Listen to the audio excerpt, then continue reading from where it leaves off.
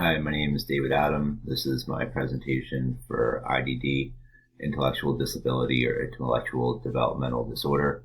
It's a neurodevelopmental disorder. It's extremely dense. I got an outline here. I'm going to try to get through it. Three criteria must be met.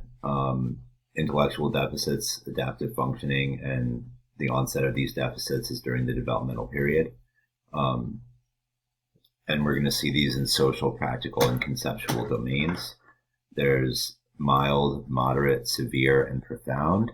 And it's sort of more complex to identify the mild, and profound becomes more apparent.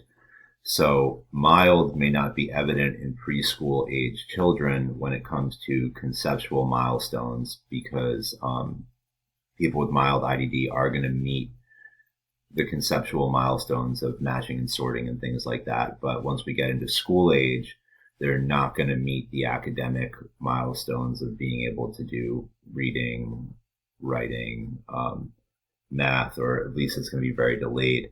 And then in adults, we're going to see deficits in executive functioning, abstract thinking, planning, priority setting. And those deficits may not be evident in school age children because that is age appropriate to not have developed those skills yet. And then in adults, once again, we're going to see more of a concreteness when it comes to concepts, taking things more literally and less of an ability to grasp nuance. Socially, we're going to see mild IDD manifest in immaturity, difficulty understanding social cues, communication, conversation, and language are going to be more concrete versus subtle. Emotional regulation and age-appropriate behavior may be challenging. Peers are going to notice these deficits, not just professionals. And these people are going to have difficulty assessing risk, using social judgment. They may be more gullible and therefore more vulnerable to coercion, exploitation, manipulation.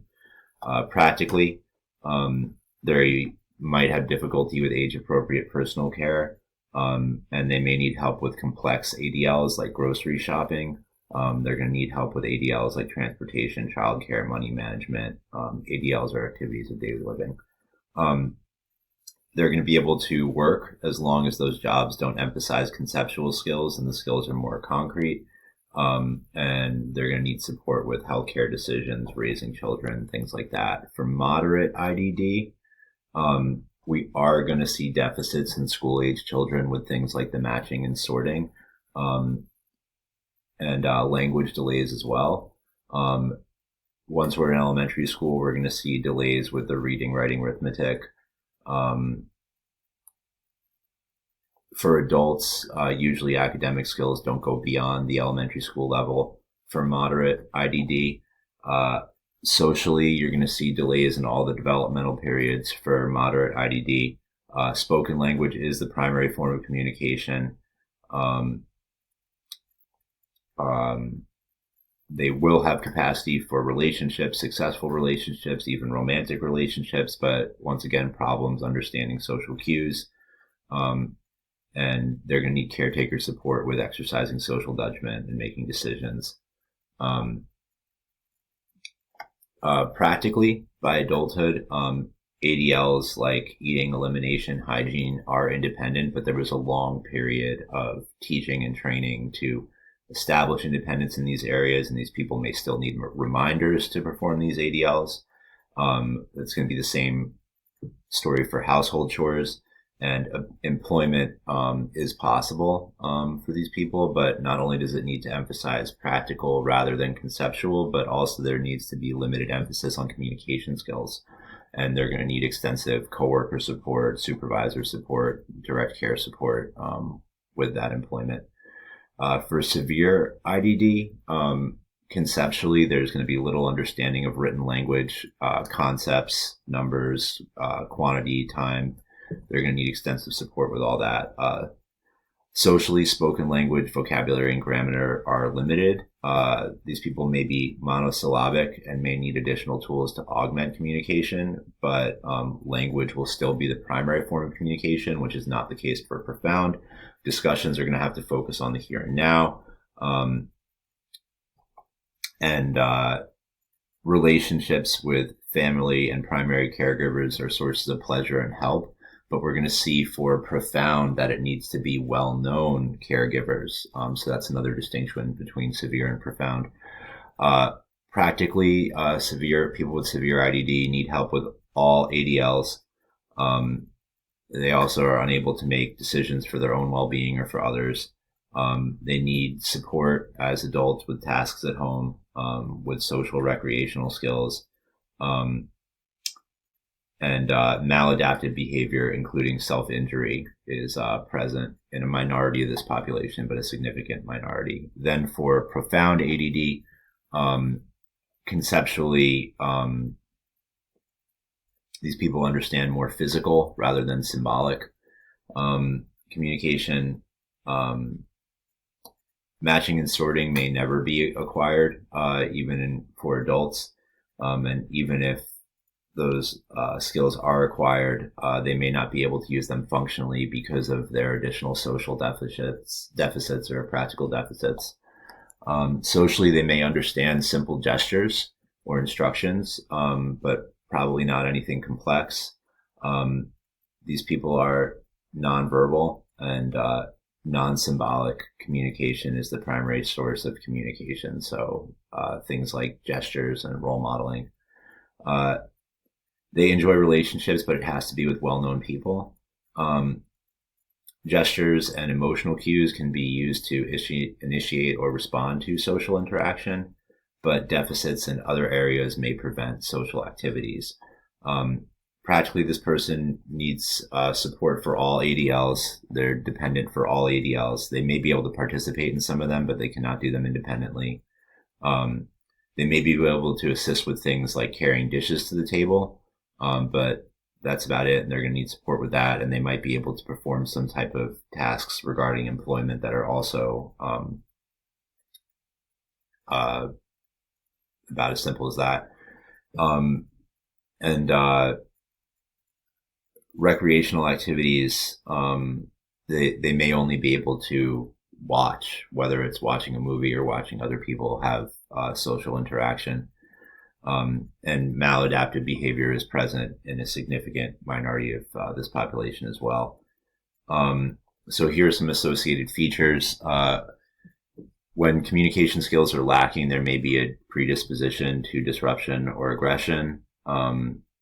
We spoke about the gullibility and how this puts this population at risk for manipulation and coercion, even into criminal behavior, puts them at risk for physical and sexual abuse and exploitation. This is critical to assess for criminal trials. When there's co-occurring mental illness, there's high risks of suicidal ideation, suicide attempts, and self-harm.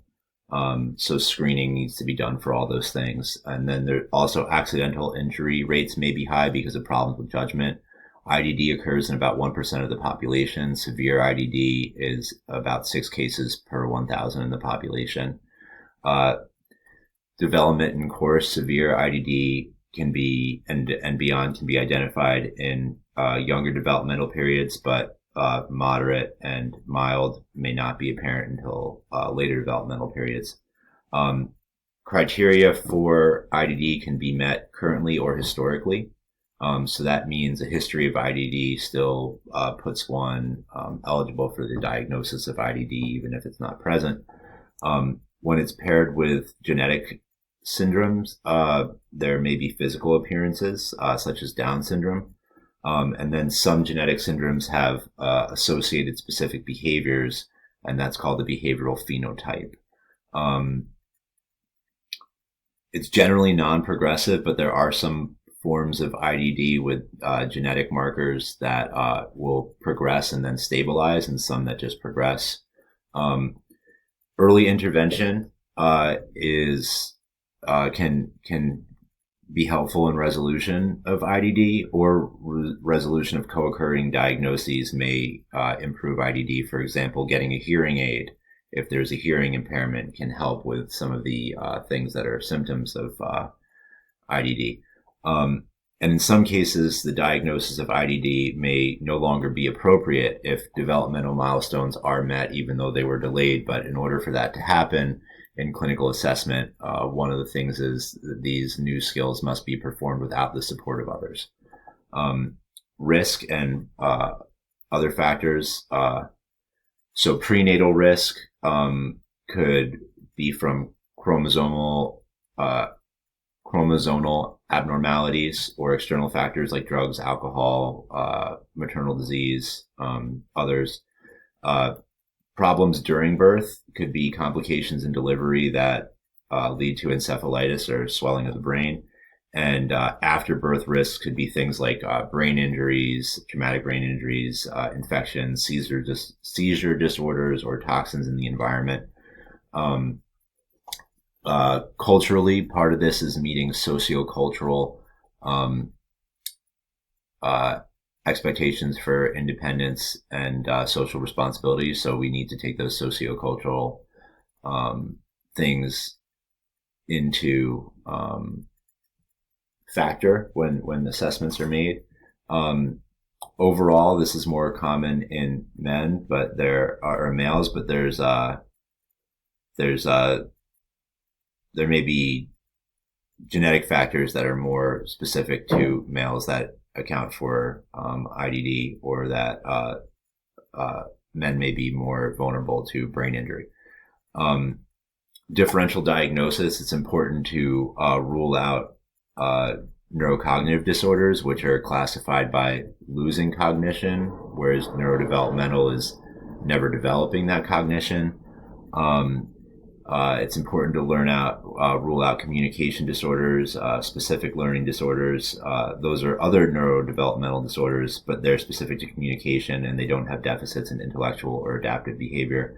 It's important to rule out autism spectrum disorder. There's also a lot of comorbidity with co-occurring mental illness, neurodevelopmental disorders, medical and physical conditions, and intellectual disability. For example, cerebral palsy, mental disorders, and epilepsy are 3 to 4 times higher in this population than the general population.